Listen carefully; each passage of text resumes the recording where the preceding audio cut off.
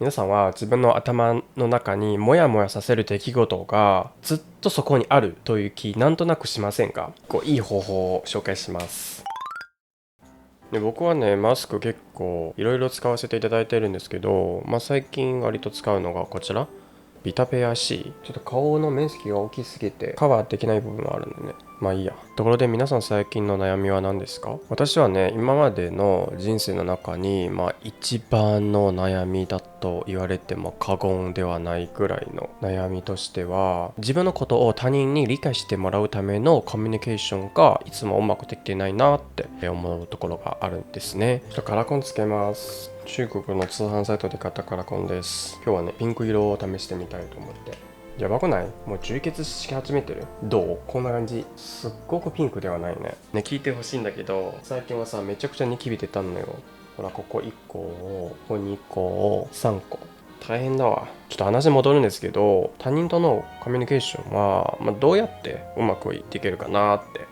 それに関連する本も、読み始めたんですね。で、その中に出会った一つ面白そうな本がありました。0秒思考っていう本なんですけど、今日はね、皮脂のテカリを防止する下地も塗っていきます。こんな感じ。結構ね、ドブドブの液体。最近本を読んで勉強した1個いい方法を紹介します。こういった A4 サイズの紙にメモを書きます。メモのタイトルここに書いて、で、下が本文ですね。で、4から6行ぐらい書いて、1行ずつ20から30文字ぐらいのが望ましいって言われてまして、それを全部1分以内に書いてください。僕も最初はできなかったんですよ。そんなに1分以内に大量の文字を起こせるわけないじゃんと思って。実際書くときには何も考えなくていいなのよ。その時浮かんできたものだけ記録するっていう意味合いでやってみてください。そしたら時間内に収まることができると思います。はい、下地塗り完了です。少しトーンアップしました。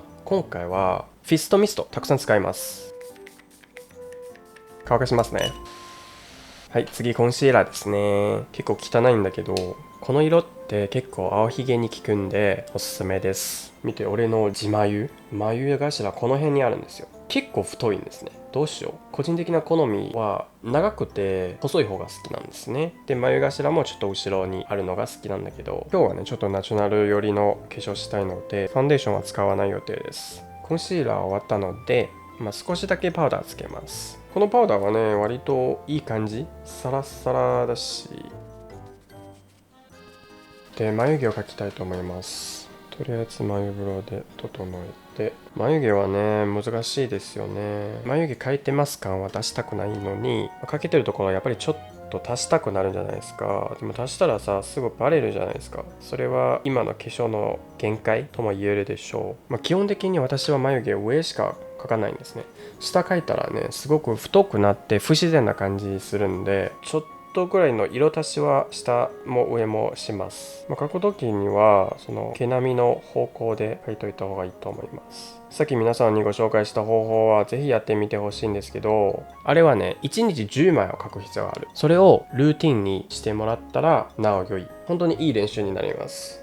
僕はね今までは本当に人と話すことが苦手で、普段はさお家に一人しかいないから話さないんじゃないですか。だからそういう人と話す場がまず経験が少なくて、いざ人とコミュニケーションを取る必要がある場合、その時が私の練習として始まるのがほとんどですね。でしたらそのコミュニケーションのクオリティが高いわけないじゃないですか。それを解消するために今一人にいる時でも練習できるような方法を探したくて、その本を読んでこの方法に出会ったわけですよ。でその方法をやってみてめちゃくちゃ良かったなと思ったの。その本を書いた作者もすごい方でして、マッキンゼという戦略コンサルティングファームで十何年も働いてた方なので、頭で勝負する商売をやってきた人なので信憑性も高いと思います。で、実際それをやってみて感じたメリットを言うと、まず自分が言いたいことをはっきり相手に伝えるようになりました。あとは自分の気持ちがなんとなく整理できるようになります。皆さんは自分の頭の中にモヤモヤさせる出来事がずっとそこにあるという気なんとなくしませんか？私もあったんですよ。前の動画もあり、よかったら見てほしいんですけど、去年嫌な上司に出会って、でその上司の下で働いてたけど、うまくいかなくて怒られたりしてて、鬱になりかけた時期がありました。でその件に関して私は上司への恨みとか不満をずっと根を持ってたんですよ。それは自分にとってあまりメリットがないなと思って、でしかも毎回そういうことを思い出させる状況になったら、自分はもう一度当時の鬱状態の気持ちにもう一度蒸し返されることが多いと思います。それは自分のためにもそういう気持ちはなんとなく片付けたいなと思ったので、ちょっと書いてみたんですね。20ページも書きました。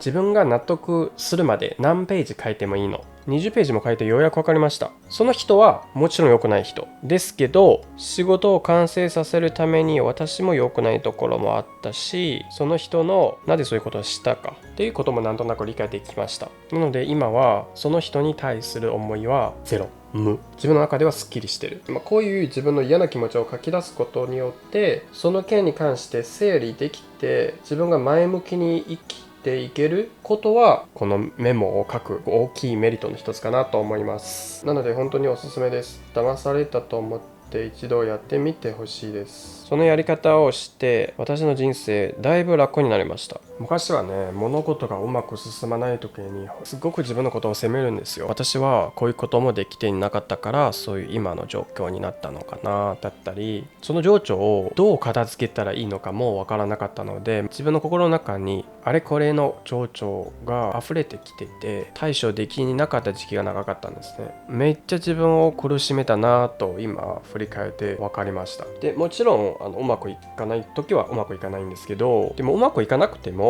冷静の状態で考えられるのがこの書き出しのおかげかなと思ってます。最近ブラシ全然洗ってないな。私もですね、人生に関しては未熟なところは多々あると思うので、皆さんと一緒に成長していけたらなと思います。はい、チーク入れます。これはね、結構おすすめ。100均で買ったものだけどめちゃくちゃ使いやすくて、ちなみにリップはこちらのローム02、結構ね自然な仕上がりがあるんですけど、自分だけかもしれないんですけど、これ塗ってったら結構ね皮がむけてくるんですよ。ちょっと諸刃の剣みたいなことになるんですけど、めちゃくちゃ可愛いんで使ってみてはいかがでしょうか。はい、こういう感じになります。このメモなんですけど、皆さんも書いてみて、もしわからないことがあったり私に悩み相談したかったりとかがあれば連絡していただいて、一緒に考えていきましょう。いうこともできますと思うので、よかったらやってみてください。では本日の動画は以上となります。もしよかったらチャンネル登録と高評価をよろしくお願いします。また次回の動画でお会いしましょう。